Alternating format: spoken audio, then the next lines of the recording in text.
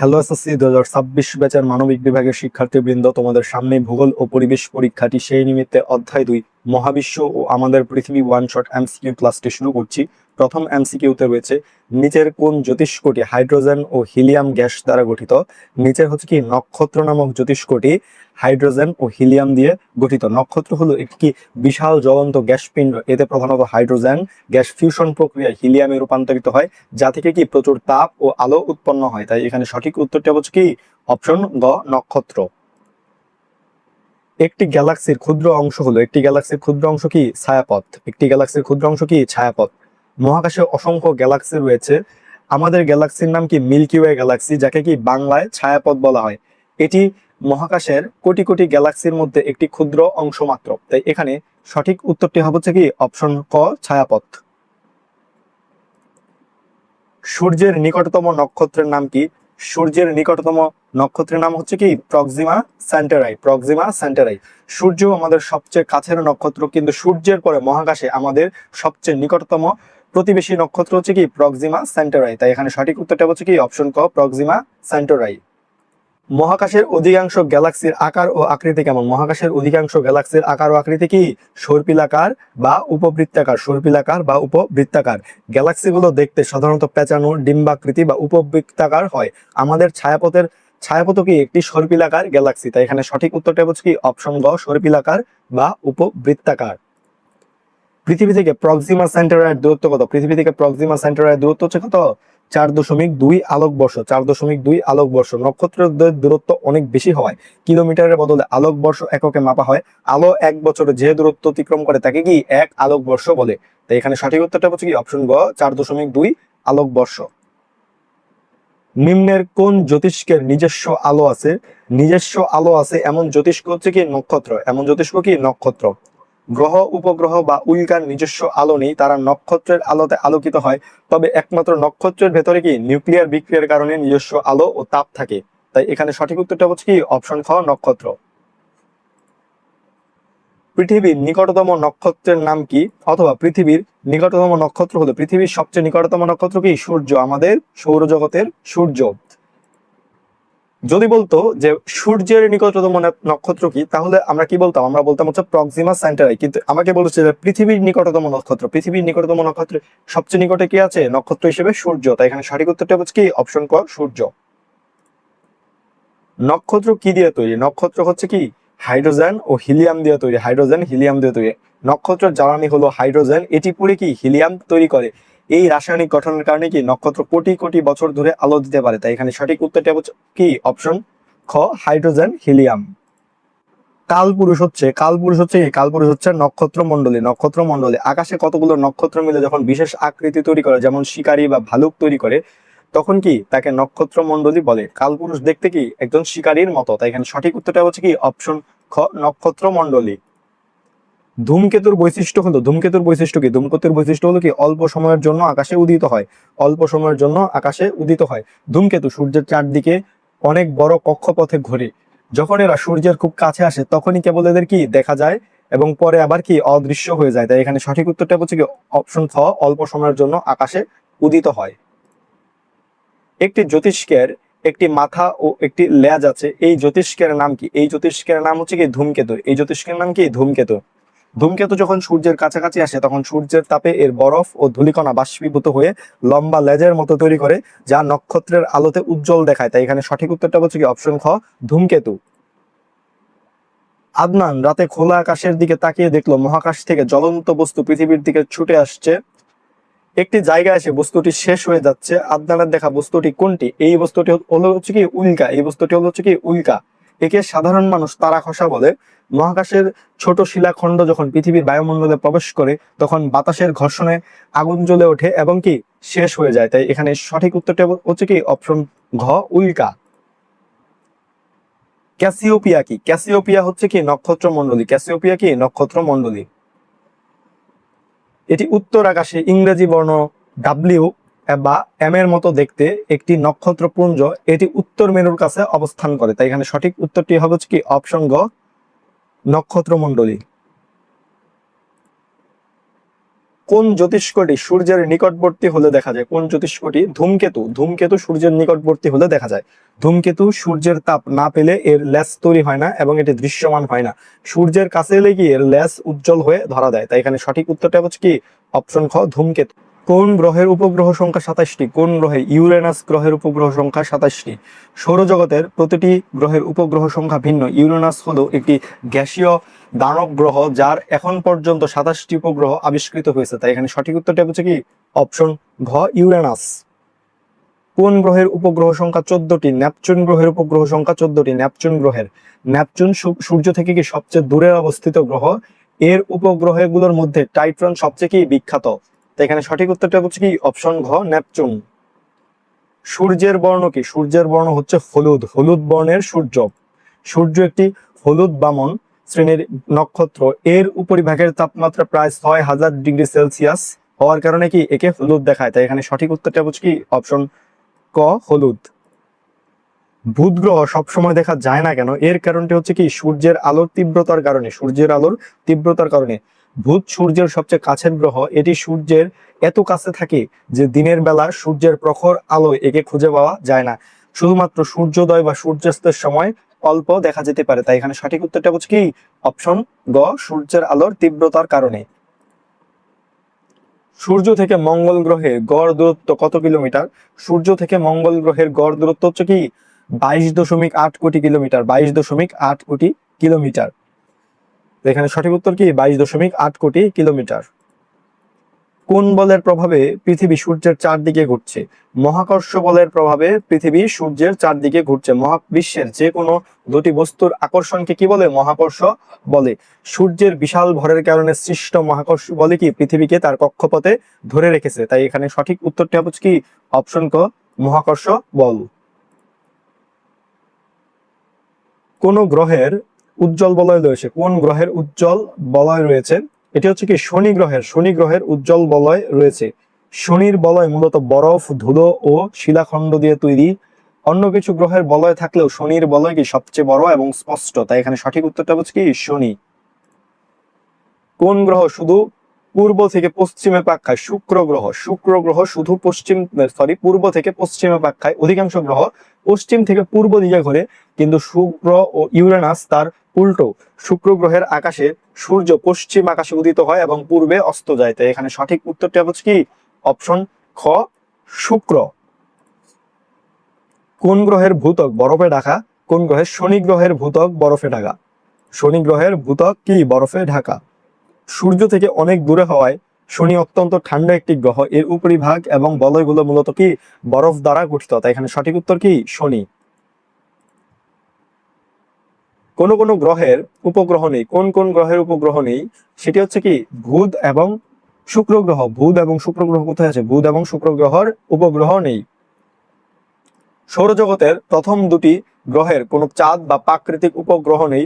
পৃথিবী থেকে কি উপগ্রহ থাকা শুরু হয়েছে পৃথিবীর একটি। তাই এখানে সঠিক উত্তরটা হচ্ছে কি বুধ ও শুক্র। ফোবস কোন গ্রহের উপগ্রহ? ফোবস হচ্ছে কি মঙ্গল গ্রহের একটি উপগ্রহ। মঙ্গল গ্রহের একটি উপগ্রহ। মঙ্গল গ্রহের দুইটি উপগ্রহ রয়েছে, একটা হচ্ছে ফোবস, একটা হচ্ছে কি ডিমোস। এরা দেখতে অনেকটা আলোর মতো অসমান। তাই এখানে সঠিক উত্তরটা হচ্ছে কি অপশন খ, মঙ্গল। কোন গ্রহে গিরিখাত দেখা যায়? কোন গ্রহে? মঙ্গল গ্রহে গিরিখাত দেখা যায়। মঙ্গল গ্রহে গিরিখাত দেখা যায়। মঙ্গল গ্রহে ভ্যালিস ম্যারিনারিস নামক একটি সৌরজগতের কি বৃহত্তম গিরিখাত অবস্থিত। এখানে কি আগ্নেয়গিরিও রয়েছে। তাই এখানে সঠিক উত্তরটা হচ্ছে কি অপশন খ, মঙ্গল। শুক্র গ্রহের বৈশিষ্ট্য কোনটা? শুক্র গ্রহের বৈশিষ্ট্য হচ্ছে কি সৌর পরিবারের সবচেয়ে কি উষ্ণ গ্রহ। সৌর পরিবারের সবচেয়ে উষ্ণ গ্রহ। সূর্যের সবচেয়ে কাছে ভূত হলেও শুক্র গ্রহ সবচেয়ে গরম, কারণ শুক্রের বায়ুমণ্ডলে প্রচুর পরিমাণ কার্বন ডাই অক্সাইড থাকে, যা গ্রিন হাউস ইফেক্টের মাধ্যমে তাপ আটকে রাখে। তাই এখানে সঠিক উত্তরটা হচ্ছে কি অপশন ঘ, সৌর পরিবারের সবচেয়ে উষ্ণ গ্রহ কে শুক্র গ্রহ। কোন গ্রহের উপগ্রহ সংখ্যা সবচেয়ে বেশি? সবচেয়ে বেশি উপগ্রহ সংবলিত গ্রহ কোনটা? বৃহস্পতি গ্রহ। বৃহস্পতি সৌরজগতের সবচেয়ে বড় গ্রহ এবং এর উপগ্রহ সংখ্যা কি প্রতিনিয়ত নতুন নতুন আবিষ্কারের ফলে বেড়েই চলেছে। বর্তমানে কি 95টিরও বেশি আছে বলে জানা গেছে। তবে বই অনুযায়ী এর সংখ্যা পরিবর্তিত হতে পারে। এখানে সঠিক উত্তরটা হচ্ছে কি অপশন ঘ, বৃহস্পতি। পৃথিবীর মেরুদেশীয় ব্যাস কত কিলোমিটার? পৃথিবীর মেরুদেশীয় ব্যাস হচ্ছে কি 12,714 কিলোমিটার, 12,714 কিলোমিটার। আমাদের পৃথিবী পুরোপুরি গোল নয়, মেরু অঞ্চলে একটু চাপা, তাই নিরক্ষীয় ব্যাস 12,757 কিলোমিটার, মেরুদেশীয় ব্যাসের চেয়ে কি 43 কিলোমিটার বেশি। তাই এখানে সঠিক উত্তর, যে প্রশ্নের প্রাসঙ্গিকতায় মেরুদেশীয় ব্যাস কত, সেটা হচ্ছে কি 12,714 কিলোমিটার। পৃথিবীর বৃহৎ সর্ববৃহৎ কল্পিত বৃত্তাকার রেখার মান কত? পৃথিবীর সর্ববৃহৎ কল্পিত বৃত্তাকার রেখার মান 0 ডিগ্রি। 0 ডিগ্রি। এই 0 ডিগ্রি রেখাকে বলা হয় নিরক্ষরেখা বা বিষুব রেখা। এটি পৃথিবীকে সমান উত্তর ও দক্ষিণে ভাগ করেছে এবং এটি কি সবচেয়ে বড় বৃত্ত। তো এখানে সঠিক উত্তরটা হচ্ছে কি অপশন ঘ, 0 ডিগ্রি বা 0 ডিগ্রি। গুরুবৃত্ত বলে কোনটিকে? গুরুবৃত্ত বলে হচ্ছে কি নিরক্ষরেখাকে। নিরক্ষরেখাকে কি বলে? গুরুবৃত্ত বলা হয়। যে কাল্পনিক বৃত্ত পৃথিবীকে কেন্দ্র দিয়ে সমান দুই ভাগে ভাগ করে তাকে কি গুরুবৃত্ত বলে। নিরক্ষরেখা ও দ্রাঘিমা রেখাগুলো গুরুবৃত্তের উদাহরণ। তাই এখানে সঠিক উত্তরটা হচ্ছে কি অপশন গ, নিরক্ষরেখা। দ্রাঘিমা রেখার বৈশিষ্ট্য কোনটা? দ্রাঘিমা রেখার বৈশিষ্ট্য হলো হচ্ছে কি রেখাগুলো কি প্রত্যেকেই অর্ধবৃত্ত। রেখাগুলো প্রত্যেকেই কি অর্ধবৃত্ত। দ্রাঘিমা রেখাগুলো উত্তর মেরু থেকে শুরু হয়ে দক্ষিণ মেরুতে গিয়ে শেষ হয়। তাই এগুলো কি পূর্ণবৃত্ত নয় এবং এক একটি কি অর্ধবৃত্ত। তাই এখানে সঠিক উত্তরটা হচ্ছে কি অপশন গ, রেখাগুলো প্রত্যেকেই কি অর্ধবৃত্ত। কোনটি কুমেরুবৃত্ত? কুমেরুবৃত্ত হচ্ছে কি 66.5 ডিগ্রি দক্ষিণ অক্ষাংশ। 66.5 ডিগ্রি কি দক্ষিণ অক্ষাংশ, উত্তর মেরুর কাছে 66.5 ডিগ্রি। উত্তর হলো সুমেরু বৃত্ত এবং দক্ষিণ মেরুর কাছে 66.5 ডিগ্রি হলো কি কুমেরু বৃত্ত। 5 ডিগ্রি দক্ষিণ কি কুমেরু বৃত্ত। তাই এখানে সঠিক উত্তরটি হবে হচ্ছে কি অপশন ঘ, 66.5 ডিগ্রি দক্ষিণ অক্ষাংশ। বাংলাদেশের মাঝখান দিয়ে কত ডিগ্রি দ্রাঘিমা রেখা অতিক্রম করেছে? বাংলাদেশের মাঝখান থেকে 90 ডিগ্রি পূর্ব দ্রাঘিমা রেখা অতিক্রম করেছে। বাংলাদেশের অবস্থান 88 ডিগ্রি থেকে 92 ডিগ্রি পূর্ব দ্রাঘিমার মধ্যে, ঠিক মাঝখান দিয়ে 90 ডিগ্রি পূর্ব দ্রাঘিমা অতিক্রম করেছে, যা দিয়ে আমাদের মান সময় হিসাব করা হয়। তাই এখানে সঠিক উত্তরটা বলছে কি অপশন ঘ, 90 ডিগ্রি পূর্ব। আন্তর্জাতিক তারিখ রেখার মান কত? আন্তর্জাতিক তারিখ রেখার মান হচ্ছে কি 180 ডিগ্রি। 180 ডিগ্রি 180 ডিগ্রি দ্রাঘিমাকে অনুসরণ করে প্রশান্ত মহাসাগরের উপর দিয়ে এই রেখাটি কল্পনা করা হয়েছে। এটি অতিক্রম করলে তারিখ পরিবর্তন করতে হয়। তাই এখানে সঠিক উত্তরটা হচ্ছে কি অপশন গ, 180 ডিগ্রি। প্রতি 1 ডিগ্রি দ্রাঘিমার জন্য সময়ের পার্থক্য কত মিনিট? অথবা 1 ডিগ্রি সমান কত মিনিট? এখানে সঠিক উত্তরটা হচ্ছে কি অপশন খ, 4 মিনিট। অপশন খ, 4 মিনিট। পৃথিবীর 24 ঘন্টায় 360 ডিগ্রি ঘোরে, তাহলে 1 ডিগ্রি ঘুরতে সময় লাগবে কত? 360 ভাগ 24 ইন্টু 60 সমান কত? 4 মিনিট। তাহলে কি 1 ডিগ্রি দ্রাঘিমার জন্য সময়ের পার্থক্য কত? 4 মিনিট। কোন অক্ষাংশকে মকর ক্রান্তি বলে? কোন অক্ষাংশকে মকর ক্রান্তি বলে? এখানে উত্তরটি হবে হচ্ছে কত? 23.5 ডিগ্রি দক্ষিণ। 23.5 ডিগ্রি দক্ষিণ অক্ষাংশকে কি মকর ক্রান্তি বলে। 23.5 ডিগ্রি উত্তর অক্ষাংশকে বলে কি কর্কট ক্রান্তি এবং 23.5 ডিগ্রি দক্ষিণ অক্ষাংশকে কি বলে? মকর ক্রান্তি রেখা বলা হয়। তাই এখানে সঠিক উত্তরটা হচ্ছে কি অপশন গ, 23.5 ডিগ্রি দক্ষিণ। 23.5 ডিগ্রি দক্ষিণ অক্ষরেখাকে কি বলে? এটা হয়তো রিপিট হয়ে গেছে। এটাকে বলে কি মকর ক্রান্তি রেখা। মকর ক্রান্তি রেখা। কোন রেখাটি পৃথিবীকে উত্তর দক্ষিণে সমান দুই ভাগে বিভক্ত করেছে? উত্তর দক্ষিণে সমান দুই ভাগে বিভক্ত করেছে কোন রেখা? এটি হচ্ছে কি নিরক্ষরেখা। নিরক্ষরেখা। নিরক্ষরেখার উপরের অংশ উত্তর গোলার্ধ এবং নিচের অংশ কি দক্ষিণ গোলার্ধ। একে কি বিষুব রেখাও বলা হয়। তাই এখানে সঠিক উত্তরটা হচ্ছে কি অপশন গ, নিরক্ষরেখা। উত্তর মেরুতে ঠিক মাথার উপর ধ্রুবতারার উন্নতি কত? ঠিক উত্তর মেরুতে ঠিক মাথার উপর কি ধ্রুবতারার উন্নতি কত? ধ্রুবতারার উন্নতি হচ্ছে কি 90 ডিগ্রি। ধ্রুবতারার উন্নতি 90 ডিগ্রি। ধ্রুবতারা ঠিক উত্তর মেরুর অক্ষ বরাবর উপরে থাকে, তাই আপনি যদি ঠিক উত্তর মেরুর উপর দাঁড়ান তবে কি ধ্রুবতারা একদম আপনার মাথার উপরে 90 ডিগ্রি কোণে দেখতে পাবেন। তাই এখানে সঠিক উত্তরটা হচ্ছে কি অপশন ক, 90 ডিগ্রি। গ্রিনিচ থেকে কোন স্থানের দ্রাঘিমা 30 ডিগ্রি পূর্ব হলে ওই স্থানের স্থানীয় সময় কত হবে? এখানে গ্রিনিচের সময় দেওয়া আছে কত? সকাল 6টা। তার মানে কি 1 ডিগ্রি দ্রাঘিমার জন্য আমরা কত জানি? পার্থক্য হচ্ছে কত মিনিট? 4 মিনিট। তাহলে কি 30 ডিগ্রি দ্রাঘিমার জন্য কত হবে? পার্থক্য হবে 30 গুণন 4, 120 মিনিট বা 2 ঘন্টা। যেহেতু স্থানটি পূর্বে বলা হয়েছে তাই কি সময় যোগ হবে। এখানে 6টা এবং 2 ঘন্টা, তার মানে কত? 8 ঘন্টা। তার মানে 6টার থেকে 2 ঘন্টা যোগ করলে কত হবে? 6 থেকে 8, তার মানে কি সকাল 8টা বাজবে। এখানে যদি সকাল 6টা হয়, গ্রিনিচের সময় যদি হয় সকাল 6টা, তাহলে হবে কত? 30 ডিগ্রি পূর্বে স্থানীয় সময় হবে কত? সকাল 8টা। তাই এখানে সঠিক উত্তরটি হচ্ছে কি সকাল 8টা, অপশন খ। প্রতিবাদ স্থানের মধ্যে সময়ের পার্থক্য কত ঘন্টা? প্রতিবাদ স্থানের মধ্যে সময়ের পার্থক্য কত? 12 ঘন্টা। সময়ের পার্থক্য 12 ঘন্টা। প্রতিবাদ স্থান মানে পৃথিবীর ঠিক বিপরীত দিকের স্থান, অর্থাৎ 180 ডিগ্রি দূরত্বের স্থান, যেটা আসলে 360 ডিগ্রি ঘুরতে 24 ঘন্টা লাগলে 180 ডিগ্রি ঘুরতে কত? 12 ঘন্টা সময় লাগে। তাই এখানে সঠিক উত্তরটা বলছে কত? 12 ঘন্টা। দিন তারিখ পরিবর্তন হয় কোন রেখাটি অতিক্রম করলে? দিন তারিখ পরিবর্তন হয় কি 180 ডিগ্রি পূর্ব বা পশ্চিম দ্রাঘিমা রেখা অতিক্রম করলে। এই 180 ডিগ্রি রেখাকে আন্তর্জাতিক তারিখ রেখা বলা হয়। এটি পূর্ব দিকে অতিক্রম করলে কি একদিন কমে, এবং কি পশ্চিম দিকে থেকে অতিক্রম করলে কি একদিন বাড়ে। তাই এখানে সঠিক উত্তরটা হচ্ছে কি অপশন ঘ, 180 ডিগ্রি পূর্ব বা পশ্চিম দ্রাঘিমা রেখা। পি স্থানের প্রতিবাদ স্থান কিউ হলে স্থানদ্বয়ের মধ্যে সময়ের পার্থক্য কত? স্থানদ্বয়ের মধ্যে সময়ের পার্থক্য কি আমরা জানি, প্রতিবাদ স্থানের সময়ের পার্থক্য কত? 12 ঘন্টা। পি থেকে কিউ স্থানের সময়ের পার্থক্য কত হবে? 12 ঘন্টা। তাই এখানে সঠিক উত্তর কি 12 ঘন্টা। অধিবর্ষ গণনা করা হয় কোনটির জন্য? অধিবর্ষ গণনা করা হয় হচ্ছে কি বার্ষিক গতির জন্য। বার্ষিক গতির জন্য। পৃথিবীর সূর্যের চারদিকে ঘুরতে প্রায় 365 দিন 6 ঘন্টা সময় নেয়। এই বাড়তি 6 ঘন্টাকে সমন্বয় করতে প্রতি 4 বছর পর পর একদিন বাড়িয়ে অধিবর্ষ বা লিপ ইয়ার গণনা করা হয়। এখানে সঠিক উত্তরটা হচ্ছে কি অপশন খ, বার্ষিক গতি।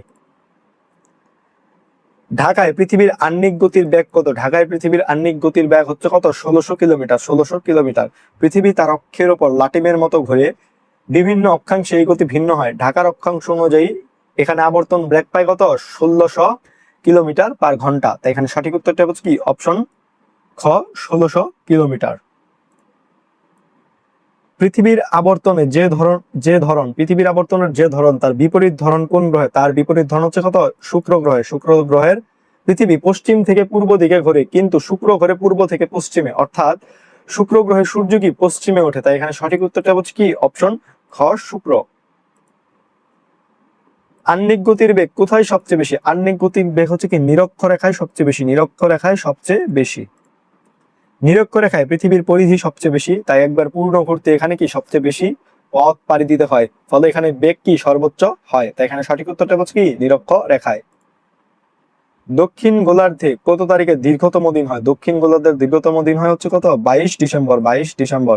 22 ডিসেম্বর সূর্য মকর ক্রান্তির উপর লম্বভাবে কিরণ দেয়, ফলে দক্ষিণ গোলার্ধে তখন গ্রীষ্মকাল এবং দিন সবচেয়ে বড় হয়। একই সময়ে উত্তর গোলার্ধের দীর্ঘতম রাত হয়। তাই এখানে সঠিক উত্তর কি 22 ডিসেম্বর। পৃথিবীর উভয় গোলার্ধে দিন রাত সমান হয় কত তারিখে? দিন রাত সমান হয় হচ্ছে কি 21 মার্চ। 21 মার্চ ও 23 সেপ্টেম্বর সূর্য ঠিক নিরক্ষরেখার উপরে থাকে। এই দুই দিনকে বিষুব বলা হয়, কারণ পৃথিবীর সর্বত্র কি দিন রাত সমান হয়। তাই এখানে সঠিক উত্তরটি হচ্ছে কি অপশন ক, 21 মার্চ। বসন্ত বিষুবের বৈশিষ্ট্য হচ্ছে কি দিন ও রাত সমান হয়। দিন রাত সমান হয়। 21 মার্চ উত্তর গোলার্ধে বসন্তকাল থাকে, একে বলে বসন্ত বিষুব বা মহাবিষুব। এই দিনে পৃথিবীর সর্বত্র আলো আধারের দৈর্ঘ্য কি সমান থাকে। তাই এখানে সঠিক উত্তরটা হচ্ছে কি অপশন ক, দিন রাত সমান। উত্তর গোলার্ধের ক্ষুদ্রতম দিন কোনটা? উত্তর গোলার্ধের ক্ষুদ্রতম দিন কি 22 ডিসেম্বর। 22 ডিসেম্বরে সূর্য দক্ষিণ গোলার্ধের দিকে হেলে থাকে, ফলে উত্তরের গোলার্ধের দিন কি সবচেয়ে ছোট এবং রাত কি সবচেয়ে বড় হয়। তাই এখানে সঠিক উত্তরটা হচ্ছে কি অপশন খ, 22 ডিসেম্বর। কোন দিনটিকে মহাবিষুব বলে? মহাবিষুব বলা হচ্ছে কি 21 মার্চ। 21 মার্চ কি মহাবিষুব বলা হয়। 21 মার্চ সূর্য উত্তর দিকে যাওয়ার সময় নিরক্ষরেখা অতিক্রম করে, একে মহাবিষুব বা বসন্ত বিষুব বলে। তাই এখানে সঠিক উত্তরটা হচ্ছে কি অপশন ঘ, 21 মার্চ। তো এই ছিল ভূগোল ও পরিবেশের অধ্যায় 2 মহাবিশ্ব আমাদের পৃথিবী one shot MCQ for SSC 2026 batch. তোমাদের সকলের জন্য শুভকামনা রইল। বাকি এমসিকিউ ক্লাসগুলো আসছে। ধন্যবাদ সকলকে।